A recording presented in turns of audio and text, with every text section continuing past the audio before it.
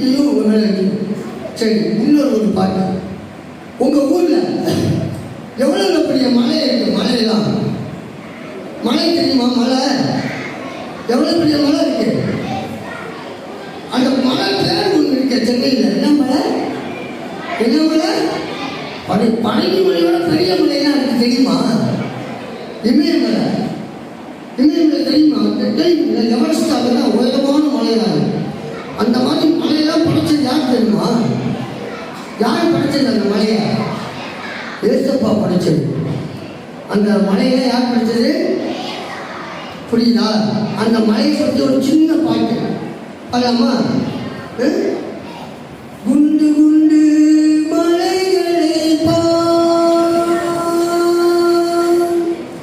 குருவி பாடும் சோலைகளை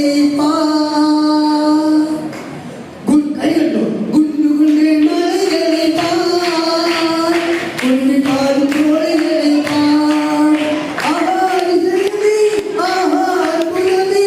ஆண்டவன் படைப்பினிலே ஆனந்தமே.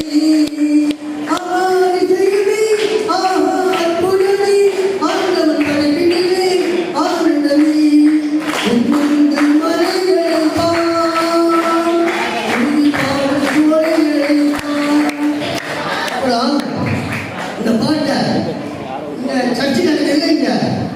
இந்த சர்ச்சை நடக்கும்போது சண்டை காட்சியில் அந்த இடத்துல நான் சொல்லி கொடுத்தேன்.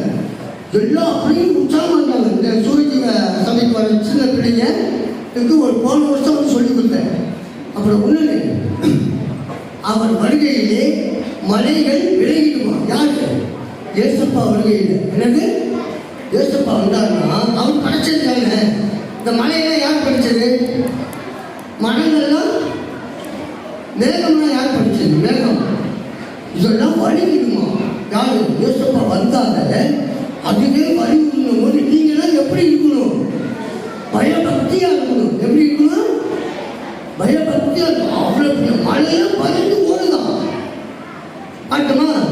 அவர் வருகையிலே மலைகள் விலகிடுமே, மரங்கள் மறைந்திடுமே, மரமும் சொல்லிடுமே. அவர் வருகையிலே மலைகள் விலகிடுமே, மரங்கள் மறைந்திடுமே, மரமும் சொல்லிடுமே. ஆனால் என்ன ஆகும்? வானங்கள் சொல்லுமா?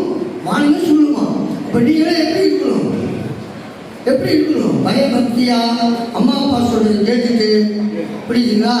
அப்பா அம்மா அண்ணன் அக்கா அப்பா உங்களை வழி நடத்த நீங்கள் கட்சிக்கு போன பாஸ்டர்கள் போனவர்கள் சொல்றதை கேட்கணும். கீழ்படிஞ்சீங்கன்னா நீங்கள்